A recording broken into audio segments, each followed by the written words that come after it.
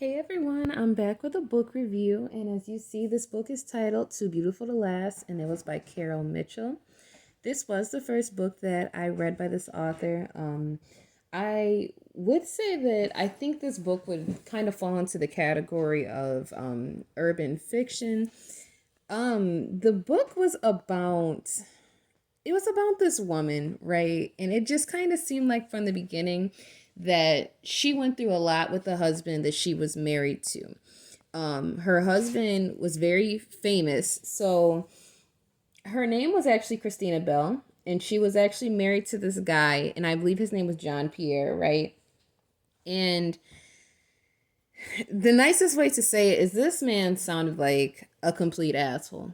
Um, he sounded really disturbed from the beginning. From the very first couple of pages, they were discussing her being at his funeral and how he was a really famous painter.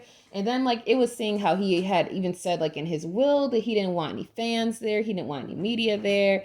Um, and at first I was like, okay, that's understandable. Like maybe he wanted a private setting for his family to be able to enjoy. Until I read that he didn't even want his family there. He literally just only wanted his wife there at his funeral. So to me, it just kind of made me wonder, like, what was Christina's relationship even like? Like, so they were married for 30 years, but she sounded like she kind of was, it almost sounded like a breath of relief that he was dead. So I'm kind of a really big advocate in people, and specifically women doing what's best for them. Whether that's, them getting divorced, whether that's leaving a job or moving on to do something else that works for them. So I kind of was a little annoyed that from the very beginning, it's like she was like, okay, her husband's gone. It's been 30 years. But her entire main focus, now that her husband was dead, was to try to pursue this man, Danzel, that she could have been with 30 years ago. And I was really annoyed because this lady is a lawyer. Like, it's almost like she was, I'm not going to say waiting to be saved, but like, I don't know. I just kind of felt like you waited 30 years for this man to die for you to pursue another man? Like a man that, like, obviously it didn't work out 30 years ago because of whatever. Like, I felt really irritated by that alone. Just the way that also the some of the ways that some of the interviewers, the paparazzi and stuff, attacked her, how just really in her business they were, even as she was leaving their funeral. And I know that's their job, but it just made me feel like, oh my God, I can't imagine what that's like to live that and to deal with that every day. Her son did seem like he was kind of nice.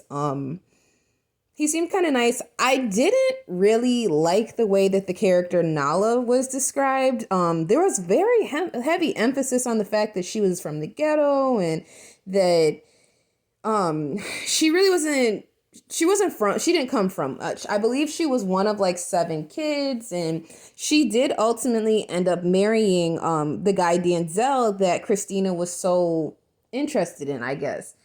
I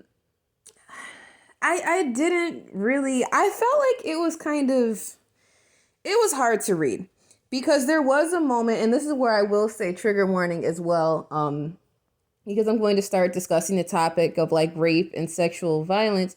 But there was a part of the book where Nahla was basically, she was out and about. Her family and her siblings were not aware of where she was. And she was approached by these 2 teens. So Nahla was like a teenager at this point. I believe she was like 16. So she's approached by these 2 older boys who are 18 in the neighborhood. And basically, they're making a pass at her and they're trying to sexually assault her. And I just felt like reading it was cringeworthy. Not so much of the fact being that sexual assault was involved, but it was just some of like the terminology that was being used. It was some of the dialogue that Nahla was saying. It just felt really unnatural for me. It felt kind of forced. It kind of felt like I don't know. It just kind of made me feel like I kind of had to pause and take a break a few times just because there was a part in there where, you know, the two guys that were getting ready to rape her and assault her, they were kind of like, oh, why aren't you screaming for help? Why aren't you asking for help? This and that. And she, like, I get that she put on like this tough act to try to, um, I don't know how to describe it. I really don't know how to describe it. But there was a part where she says to them, she was basically saying how she was going to tell her brothers and stuff, and how her brothers were going to hurt them when they found out. And that was understanding. Like, that was understandable. But the part where she said, I'm going to get up off this filthy ground and bring my brother, Elvin, back to beat your worthless ass. So let's do this assault. That was so weird to me. Let's do this assault. I don't know. I honestly found the book, once I hit that point, and even a little bit before, I kind of was so cringed out that I honestly knew I wasn't going to enjoy the book. I kind of hit that point, and I felt bad when I hit that point, but at the same time, I just didn't, I don't know. It just didn't resonate with me. There also were some parts where it's like, there would be like two sentences where you would be basically like reading, okay, this is what's about to happen. This is the scene that's about to happen. But then it felt like it was just reiterated so many times that it was to the point where it was kind of like, oh my God, I feel like we just read this. I feel like we just discussed this about 2 pages over. Like, we're 4 pages later and we're still discussing this. And what it kind of felt like to me, like, it just felt like that moment in college when you're writing an essay on something and you're really trying to force it, and you write it out and then you write it again with a few different words, and then you write it again, but you make it paragraphs longer this time because you're trying to hit a word count. I wasn't sure if that was what the situation was here, is if the author was trying to hit a word count or something. And that's why too, I hate how heavy there is an emphasis on word counts when it comes to writing books as authors. Like, when people are like, oh, it's not a real book if it's not 30,000 to 40,000 words. That's really hard to do. But what I have noticed is that sometimes it takes away from the story because you're trying to add so much in to get to that word count that it just it just sounds like you're basically just rambling, kind of how I feel like I'm doing at this point. And I'm not saying it to pick on the author at all. I feel like I used to experience that when I wanted to hit a word count in a book. But then, like, what I realized was I honestly, at this point, I just write and then I just stop. When the story's over, I stop. Or when I feel like I don't know where it's going anymore, I usually just put the book down and I'll come back to it eventually. But I don't know. I just could not, I couldn't get with this book, and I really felt bad about it.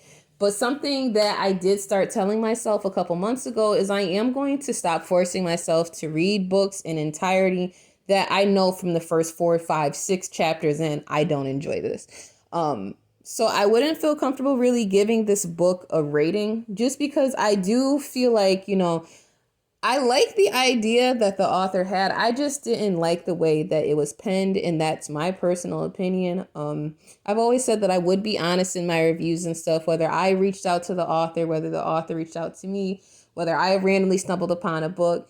So that's pretty much just how it is for me. I do know that this book was available on Kindle Unlimited as well. If you have read the book already, please leave comments below and letting me know, how you feel about the book, or if you feel like I should give it a shot at the book again, or just what you think, or if you're interested in the book possibly. I don't know. I'm excited to hear some feedback about it. So you know that you can get this book again with Kindle Unlimited. I had just said that, but I believe she has more than one book on Kindle Unlimited that you're able to read it with. But if you don't have Kindle Unlimited, I believe the book was only like $2.99. So it's pretty affordable for you to be able to get it and be able to support this author.